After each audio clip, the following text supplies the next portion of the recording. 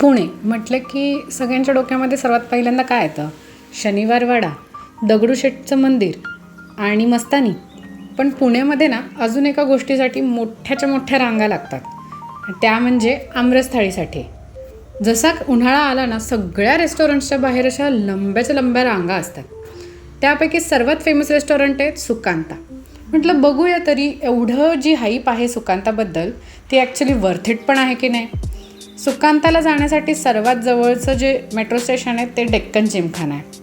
डेक्कन जिमखान्याच्या पुलावरून खाली उतरलं ना की लगेचच सुकांता येतं. तुम्ही चालत जाऊ शकता. आणि आम्ही इथे साधारण 12:40च्या वेळेला आलो होतो. 12 वाजता इथलं लंच टायमिंग चालू होऊन जातो. गर्दी पाहू शकता तुम्ही. एवढी गरमी असतानासुद्धा लोक रांगा लागून बसले होते. बसलेले पण लोक होते आणि उभेसुद्धा होते लोक. आणि इथे डाव्या बाजूला तुम्ही बघू शकता, तिकडे ना पैसे भरून टोकन घ्यायचे आहेत. आणि मग टोकन घेतल्यानंतर तो जो व्यक्ती उभा आहे, हा व्यक्ती हा आपली नावं लिहून घेतो आणि मग जसं आपलं नंबर येईल त्याच्यानुसार ते बोलवतात. गरमीमुळे त्यांनी ह्युमिडिफायर्स लावले होते म्हणून जरा बरं वाटत होतं.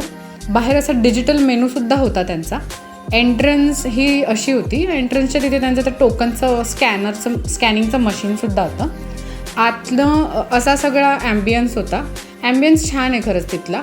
आणि AC सिटिंग आहे, त्याच्यामुळे गरमीमध्ये असा त्रास नाही होत.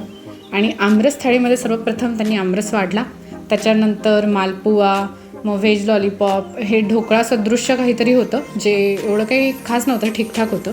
चटणी, त्याच्यानंतर वरण, कढी आणि राजस्थानी आणि गुजराती पदार्थांचं मिक्स या थाळीमध्ये आहे. मला मराठी असा पदार्थ काही त्याच्यामध्ये दिसला नाही. पनीरची भाजी होती, बटाट्याची भाजी होती, एक मिक्स व्हेज होती, भेंडीची भाजी होती, फुलके, त्याच्यानंतर गूळ आणि भाकरी, त्याच्यावरती तूप टाकून दिलं होतं त्यांनी. त्याच्यासोबत पापड, पुरी, थोडंसं चाटसुद्धा होतं आणि ताक होतं. मी असं म्हणेन की जेवढ्या पण मी थाळ्या फेमस ऐकल्यात पुण्यामधल्या, त्यापैकी सुकांता मला खरंच आवडली आणि खरंच वर्थ इट आहे हाईपच्या. आणि 450 रुपये पर प्लेट होतं कॉस्टिंग. पण मला असं वाटतं की वर्थ इट आहे. तुम्ही एकदा नक्कीच या ठिकाणी येऊ शकता. आणि फॅमिली गॅदरिंगसाठी किंवा फ्रेंड्ससोबत येण्यासाठी पण चांगलं आहे तसं. फक्त गर्दी खूप असते, त्यानुसार तुम्ही थोडं जेवायच्या 1 तास आधी वगैरेच या. या थाळीमध्ये मला सर्वात आवडलेली जर कुठली डिश असेल तर मला भाजी आवडली होती. पनीरची भाजी खरंच छान होती आणि इथलं वरण चांगलं होतं. आमरस मी म्हणेन प्युअर नाही वाटला मला, काहीतरी मिक्स होतं त्याच्यामध्ये, पल्प किंवा काहीतरी असेल. पण बाकी ओव्हरऑल टेस्ट खूपच छान होते.